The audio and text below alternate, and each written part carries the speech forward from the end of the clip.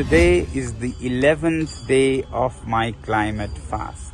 I'm sitting here along with some 125 people on this fast under the clear open skies with temperatures minus 15 degrees centigrade. We are here to remind the Indian government of their promises made several times to safeguard the fragile environment, unique indigenous cultures and democracy in the Ladakh region. We want! We want! Kareem's Biryani Paradise at Liberty and Catering Services. கோடம்பாக்கத்தின் அறுசுவை அடையாளம். ஊடகம் corporate அரசியல்வாதிகளின் கைப்பாவையாக அடிமைகளாக இருந்தது போதும். இனி சாட்டை எடுத்து சுழற்றும் நேரம் வந்துவிட்டது. ஊடகம் பொதுமக்களாகிய உங்களுக்காக உங்களாலேயே இயக்கப்பட வேண்டும். ஊடக சுதந்திரத்திற்காக உங்களின் பங்களிப்பை இன்றே அளித்திடுங்கள். வணக்கம். இந்த நாட்டில் ஜனநாயகம் இருக்கிறதா? இந்த நாட்டில் அரசாங்கம் இருக்கிறதா? இந்த நாட்டில் தட்டி கேட்பதற்காக ஊடகம் இருக்கிறதா? அல்ல இந்த நாட்டில் supreme court, election commission of India இது போன்ற இண்டிபெண்ட் இன்ஸ்டிடியூஷன்ஸ்கள் இருக்கிறதா? இந்த நாட்டில் இருக்கக்கூடிய மக்களுக்காக தான் இந்த அனைத்து நபர்களுமே வேலை பார்க்கிறார்களா? அல்ல அரசாங்கத்திற்கு முன்பு, முக்கியமாக கார்ப்பரேட்டுக்கு முன்பு சில்லறை பணத்திற்காக பிச்சை எடுக்கக்கூடிய வேலையை இந்த நாட்டிற்கக்கூடிய கோதி மீடியா பார்க்க தொடங்கிவிட்டதா? ஏன் இந்த கடுமையான வாசகம் என்று நீங்கள் பார்த்தீர்கள்னா, கடந்த ஒரு மாதமாக இந்த நாட்டில் இருக்கக்கூடிய ஒரு அழகான பகுதி, அந்த அழகான பகுதியில் இருக்கக்கூடிய அப்பாவி மக்கள் தன்னுடைய ஜனநாயக உரிமையை இழந்ததற்கு பின்பு புலம்பிக் கொண்டிருக்கிறார்கள், போராடி கொண்டிருக்கிறார்கள். 30,000க்கும் மேற்பட்ட மக்கள் ரோட்டில் இறங்கி போராடிய போது, அந்த மாநிலத்தின் 10% பாப்புலேஷன் அவர்கள் ரோட்டில் இறங்கி போராடிய போது எவ்வளோ பெரிய செய்தியாக அது மாறி இருக்க வேண்டும். ஆனால் அந்த தருணத்தில் இதே நாட்டில் இருக்கக்கூடிய கோதி மீடியா உங்களுக்கு முன் பரமாறிய விஷயம் என்ன? இலையில் போட்டு அம்பானியின் ப்ரீ வெட்டிங் செலிப்ரேஷனை காட்டி வந்தார்கள்.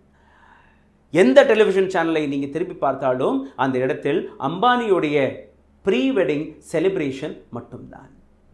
ஆனால் அதே கோதி மீடியா இது போன்ற போராட்டங்கள் நசுக்கப்படும் போது, இது போன்ற விஷயங்கள், இதற்கான கேள்விகளை கேட்கப்படும் போது அவர்களை மறைக்கக்கூடிய வேலையை கோதி மீடியா பார்க்க தொடங்கிவிட்டது. இந்த நாட்டிற்கக்கூடிய கோதி மீடியாவின் அசிங்கமான முகத்தை ஒவ்வொரு நாளும் நாங்கள் கிழித்து கொண்டிருக்கிறோம். ஆனால் அதை தாண்டி இந்த நாட்டில் எந்த விதமான கேள்விகள் கேட்கப்பட்டிருக்க வேண்டும். எலக்ட்ரோரல் பாண்ட் வெளிவந்த போது, அந்த ஊழல் வெளிவந்த போது இந்த நாட்டிற்கக்கூடிய பிரைம் மினிஸ்டர் ஸ்ரீ நரேந்திர தாமோதர் தாஸ் மோடி அவர்கள் ஏன் ராஜினாமா கொடுக்கவில்லை? இன்னைக்கு புலம்பிக் கொண்டு இருக்கக்கூடிய மற்ற எதிர்க்கட்சிகள், அதில் காங்கிரஸாக இருக்கட்டும், டிஎம்காக இருக்கட்டும், டிஎம்சிவாக இருக்கட்டும், அல்ல எந்த அரசியல் கட்சிகளாக இருக்கட்டும், இன்க்ளூடிங் ஏடிஎம்கே, ஆர்ஜேடி, பிஜேபி தான் குற்றவாளி என்று கூறக்கூடிய இந்த நபர்களும் அதே எலக்ட்ரோரல் பாண்ட் வழியாக பல ஆயிரம் கோடி ரூபாயை வாங்கியிருக்கிறார்கள். அப்போது நீ பெரிய திருடன், நாங்கள் சின்ன திருடன், அதுதான் வித்தியாசம். ஆனால் இது போன்ற கேள்விகளை யாருமே கேட்க மறுத்து வருகிறார்கள். திருடருடன் திருடக்கூடிய இந்த கூட்டத்தை பற்றி இன்றைக்கி நாம் பார்க்க போகிறோம். லத்தாக் இன்றைக்கி தன்னுடைய ஜனநாயக உரிமையை இழந்துவிட்டு நிற்கிறது. லத்தாக் தன்னுடைய உரிமைகளை மீண்டும் பெறுவதற்காக ஒரு அமைதி போராட்டத்தில் இறங்கியிருக்கிறார்கள். இவர்களுடன் நாம் அனைவருமே தோளோடு தோள் கோர்த்து, அவர்களுடன் கையோட கை கோர்த்து நிற்க வேண்டக்கூடிய அந்த தருணம் வந்துவிட்டது. இந்த நாடு காஷ்மீரிலிருந்து கன்னியாகுமரி வரை ஒரே நாடு என்று நீங்கள் நினைத்தீர்கள்னா, இன்றைக்கி லத்தாக்கில் இருக்கக்கூடிய மக்களுடைய வலியை, வேதனையை நீங்கள் புரிந்து கொள்ள வேண்டும்.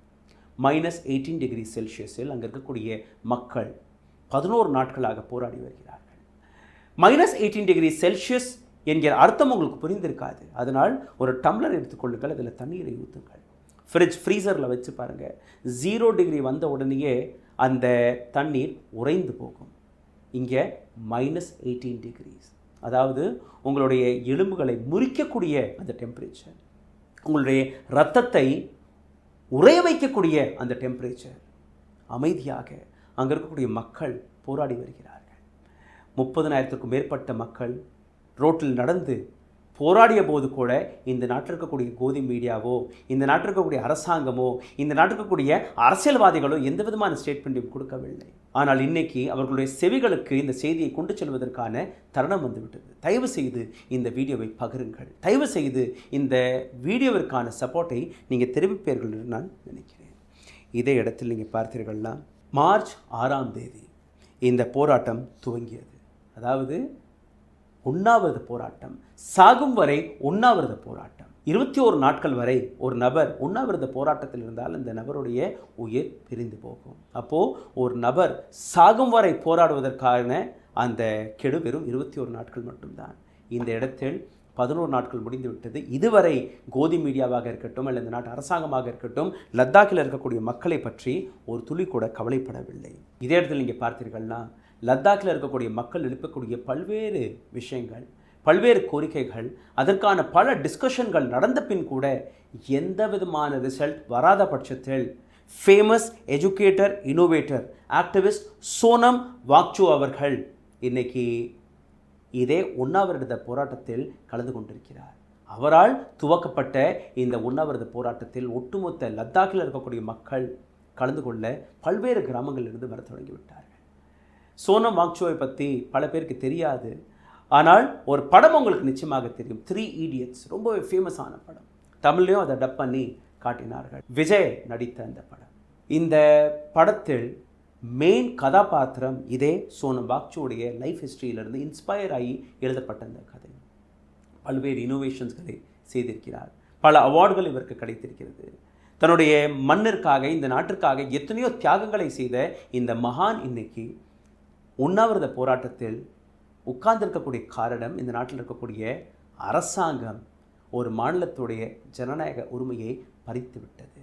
ஒரு கார்ப்பரேட்டுக்காக அவருடைய மண்ணை அவர் விற்க தயாராகவில்லை. ஒரு கார்ப்பரேட்டுக்காக தான் பிறந்த மண்ணையே விற்கப்படும் போது அதை தடை போடுவதற்காக, கார்ப்பரேட்டிற்கும் அரசாங்கத்திற்கும் புரிய வைப்பதற்காக இந்த நபர் கடந்த 11 நாட்களாக உண்ணாவிரதத்தில் அமர்ந்திருக்கிறார். ஆனால் இந்த படங்களை நீங்கள் பார்த்தீர்கள்னா அவர் பேசக்கூடிய பாவனை நீங்கள் பார்த்தீர்கள், உங்களுக்கு புரிய வரும். ஒரு துளி கூட அவர் டயர்டாகவில்லை. அவருடைய அதே எனர்ஜி நான் முதல் நாளிலிருந்து பார்த்துட்ருக்கேன். நேற்று வரை அந்த வீடியோக்களை நான் பார்த்து கொண்டிருக்கிறேன். தைரியமாக அமைதியான முறையில் அவர் பேசக்கூடிய ஒரு வார்த்தை. இந்த வீடியோவை நான் உங்களுக்கு எடுத்து காட்டுகிறேன். இந்த வீடியோ உங்களுக்கு ஓடிக்கொண்டிருக்கிறது. ஹிந்தியில் பேசியிருக்கிறார். ஆனால் இந்த வீடியோவில் அவர் பேசிய ஒரு சில விஷயங்கள், இரவு 10 மணி ஆகியிருக்கிறது. 125 நபர்கள் என்னுடன் போராட்டத்தில் கலந்து கொள்ள வந்திருக்கிறார்கள். ஆகாயத்திற்கு கீழே நேரடியாக நாங்கள் உறங்கி கொண்டிருக்கிறோம். இன்றைக்கி கிளைமேட் கிளியராக இருக்கிறது. -15 டிகிரி நிச்சயமாக இன்றைக்கி டச் ஆகிவிடும். ஆனால் இந்த நாட்டில் இருக்கக்கூடிய அரசாங்கம் எங்களை கண்டுகொள்ளவில்லை. பாரத் மாதா கி ஜெய் நாங்களும் கூறுகிறோமே, எங்களை ஏன் ஓரம் கட்டிவிட்டார்கள்? சமீபத்தில் நான் அசம் சென்றபோது அங்கே இருக்கக்கூடிய ஒரு லாயரை சந்தித்தேன். அவர் பேச்சுவார்த்தையில் என்னிடம் கேட்ட ஒரு விஷயம், இந்த நாட்டில் எத்தனை மொழிகள் இருக்கிறது? 22 மொழிகள் இருக்கிறது என்று நான் கூறினேன். இல்லை, 22 + 1 23 மொழிகள் இருக்கிறது. அந்த 23வது மொழி தான் அரசாங்கத்தின் துப்பாக்கி மொழி. அரசாங்கம் அந்த துப்பாக்கி மொழியை தான் உங்களுக்கு முன் எடுத்து வைக்கிறார்கள்.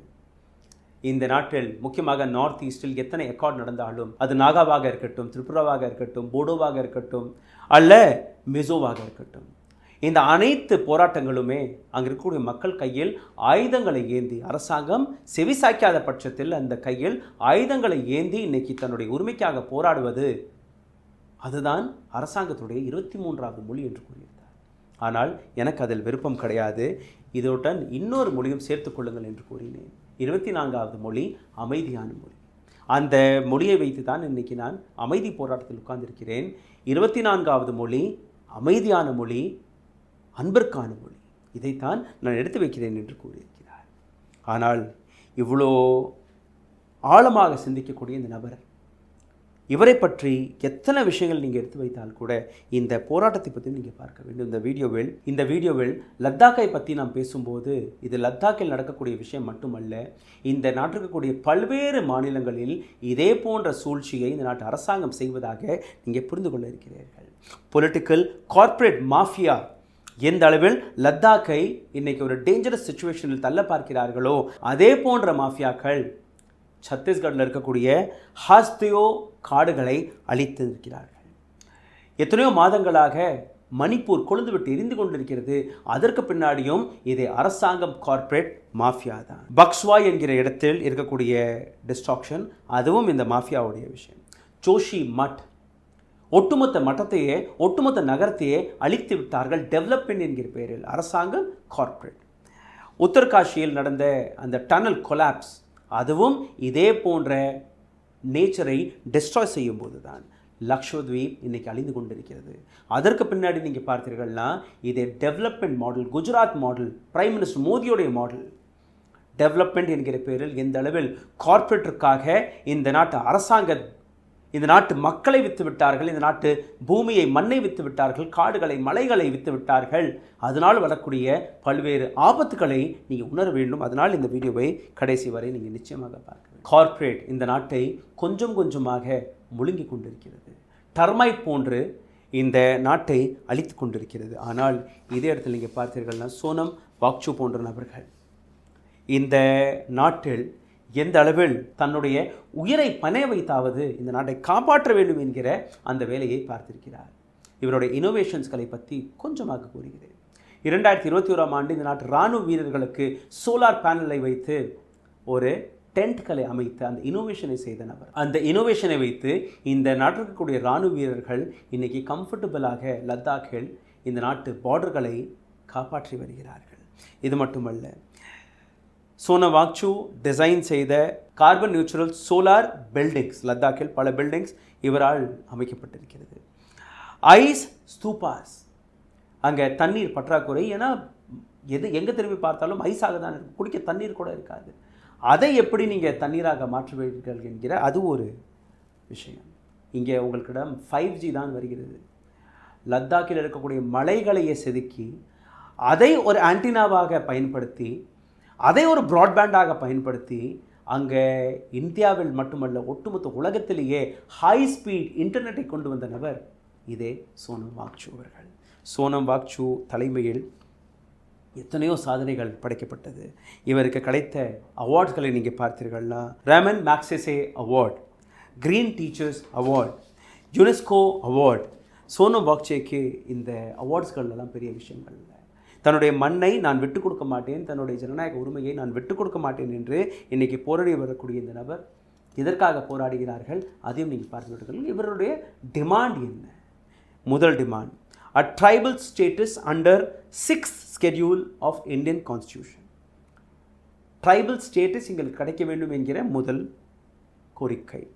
full-fledged statehood for Ladakh, எங்களுக்கு மாநில உரிமை, முழு மாநில உரிமை எங்களுக்கு கிடைக்க வேண்டும் என்கிற இரண்டாவது. separate parliamentary constituencies for Kargil and Leh, லேக்கு தனியாகவும் கார்களுக்கு தனியாகவும் 2 பார்லிமெண்ட்ரி கமிட்டி, அங்கே கான்ஸ்டியூஷன் பாடிஸ் அங்கே இருக்க வேண்டும். Establishment of public service commission, அங்கே இருக்கக்கூடிய இளைஞர்களுக்கு வேலைவாய்ப்பு கொடுப்பதற்காக ஒரு கமிஷன் அமைக்கப்பட வேண்டும். ஏன் இந்த போராட்டம் நடக்கிறது? இதை நீங்கள் பார்த்தீர்கள்னா இப்போதைக்கு அங்கே இருக்கக்கூடிய ஒரே ஒரு எம்பி தான். அங்கே எம்எல்ஏ என்கிற பேரே கிடையாது, எம்எல்ஏக்களே கிடையாது. யாருக்கு ஓட்டு போடுவீர்கள்? வெறும் லோக்சபா தேர்தலும் போது மட்டும் நீங்கள் ஓட்டு போடலாம். இப்போ இந்த ஒட்டுமொத்த விவகாரத்தை நீங்கள் கொஞ்சம் புரிந்து கொள்ள பாருங்கள். What is 6th schedule commission? இதை நீங்கள் பார்த்தீர்கள்னா constitution that protects the tribal population in the country. இந்த நாட்டிற்கக்கூடிய பழங்குடியினர்களுடைய உரிமைகளை பாதுகாக்கக்கூடிய அந்த சட்டம் தான் இந்த 6th schedule commission.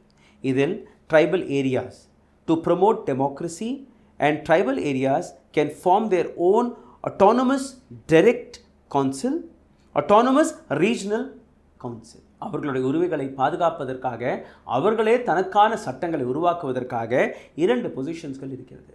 autonomous district council, autonomous regional council இருக்கிற இந்த இரண்டையுமே நீங்கள் பார்த்தீர்கள்னா மக்களால் தேர்வு செய்யப்பட்டு ஓட்டு போட்டு அங்கே பதவியில் அமரக்கூடிய நபர்கள். ஆனால் இந்த இடத்தில் எலெக்டட் பாடிஸ் என்கிற பெயரில் இன்றைக்கி எதுவுமே கிடையாது. லோக்கல் லெவலாக இருக்கட்டும், ட்ரைபல் பாப்புலேஷனாக இருக்கட்டும், அல்ல ஸ்டேட்ஹுட்டாக இருக்கட்டும், எதுவுமே அவர்கள் கையில் கிடையாது. அனைத்தையுமே ஆர்டிகல் 370 நீக்கும் போதே பறித்து விட்டார்கள். பிரைம் மினிஸ்டர் மோடியோடைய Gujarat model 6th schedule commission இப்போதைக்கு அசாம், மேகாலயா, திரிபுரா மற்றும் மிசோரத்தில் போடப்பட்டிருக்கிறது.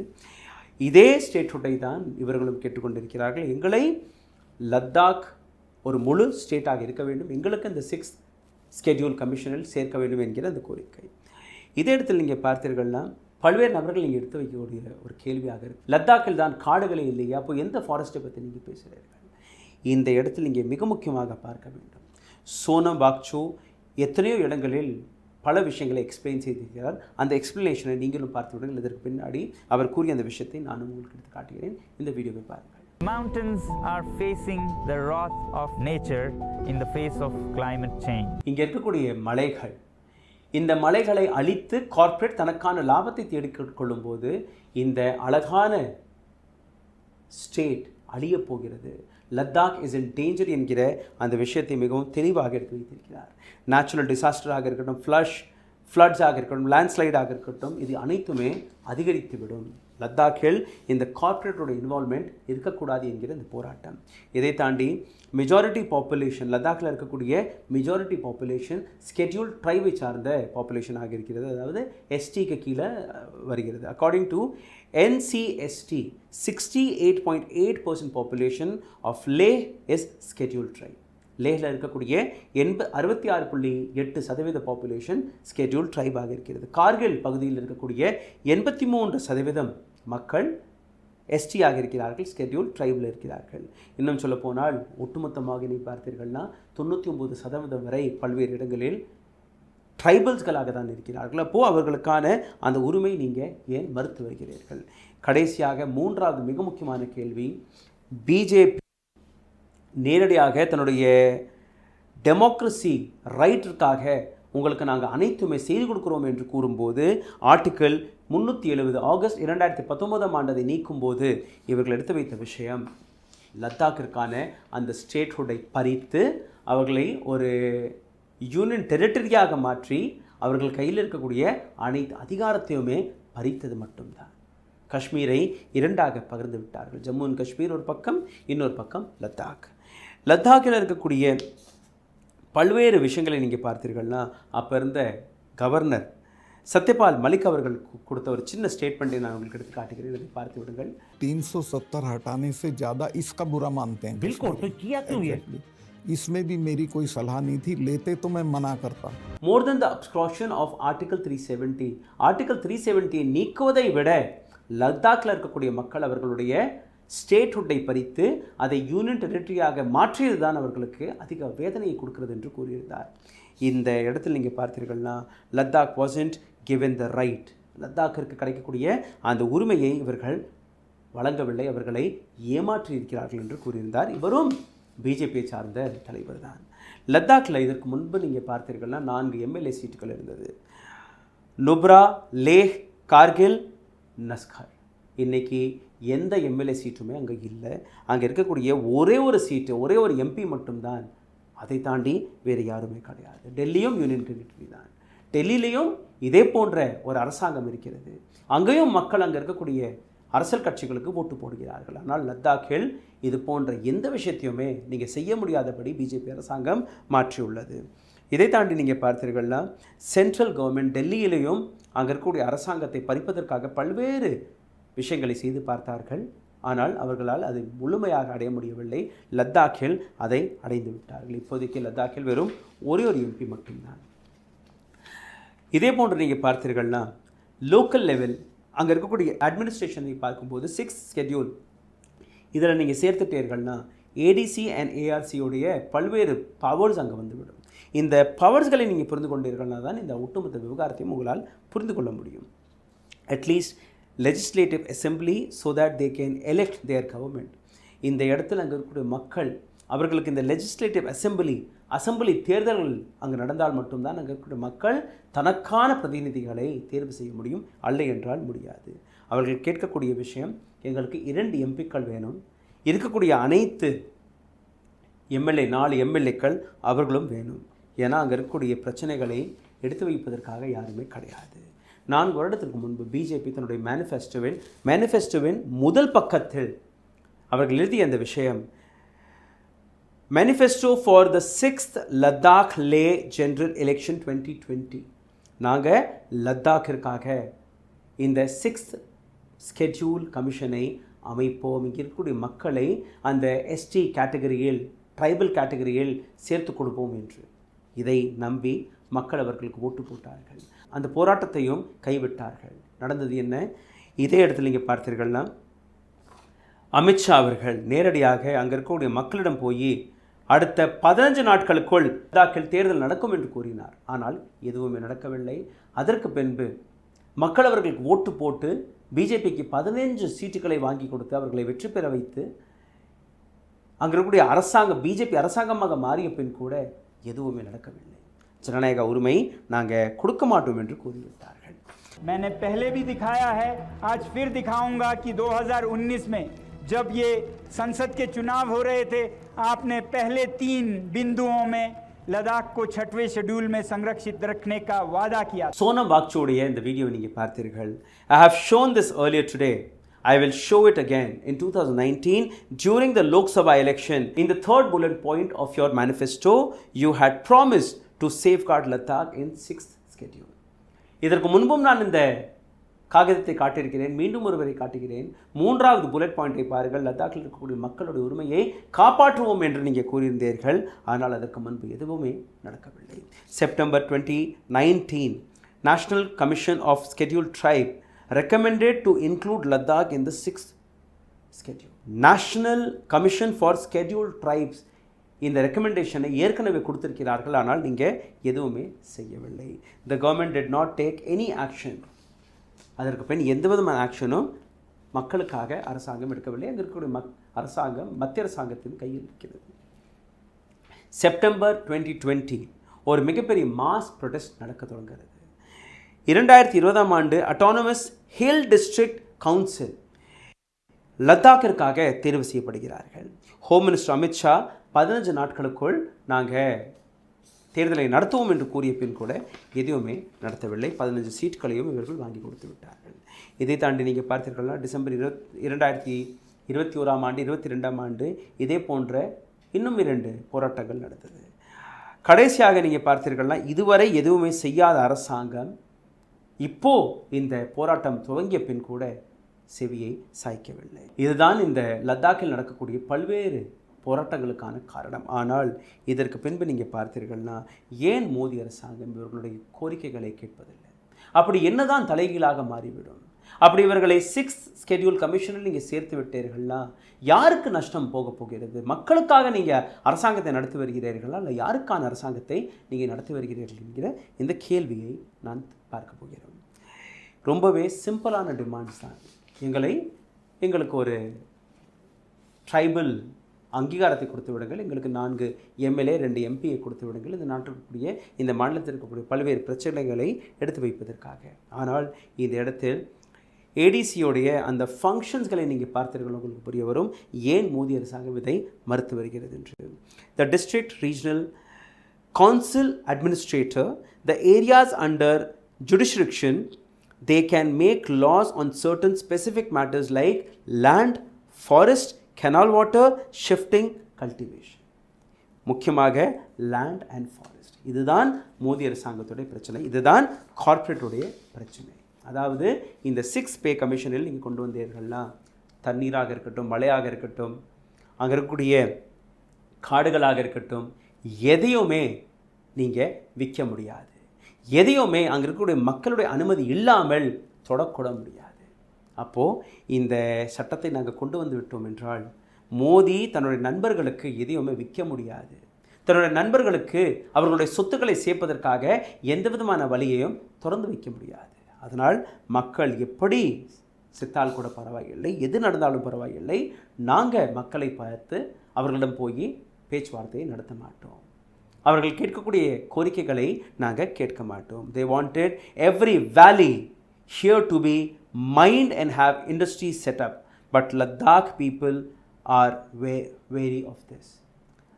அரசாங்கம் நினைக்கக்கூடிய விஷயம், கார்ப்பரேட் இந்த மண்ணை இந்த காடுகளை விற்றுவிட்டோம் என்றால் கார்ப்பரேட் நபர்கள் வருவார்கள், இங்கே ஃபேக்டரிகளை அமைப்பார்கள், சுரங்கங்களை தோண்டுவார்கள், அவர்கள் லாபத்தை பார்த்துக் கொள்வார்கள். ஆனால் இங்கே இருக்கக்கூடிய மக்கள் அதற்கு எதிர்ப்பை தெரிவிக்கிறார்கள் என்கிற விஷயத்தை சோனம் வாங்சூ கூறியிருக்கிறார்.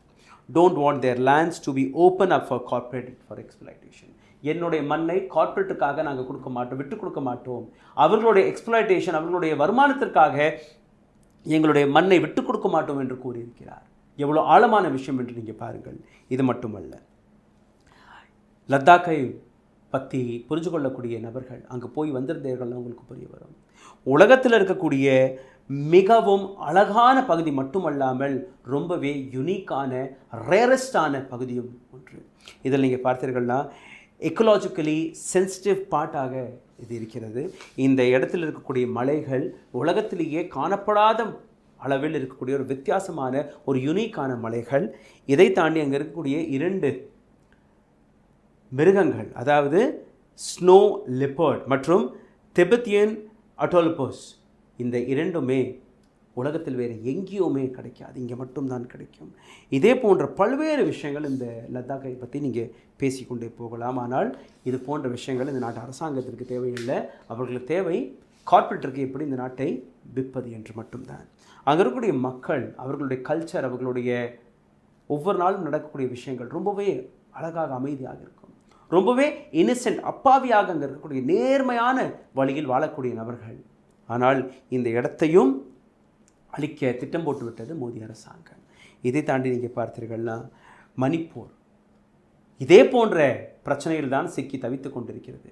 மணிப்பூர் இன்னைக்கு கொழுந்து விட்டு எரிவதற்கான காரணம் கார்ப்பரேட்டோடைய இன்வால்மெண்ட். அங்கே இருக்கக்கூடிய காடுகளை கார்ப்பரேட்டிடம் நீங்கள் விற்று விட்டீர்கள். அதற்காக அங்கே இருக்கக்கூடிய பகுதிகளில் இருந்து மக்களை அகற்றுவதற்காக நீங்கள் இந்த வேலையை பார்த்திருக்கிறீர்கள்.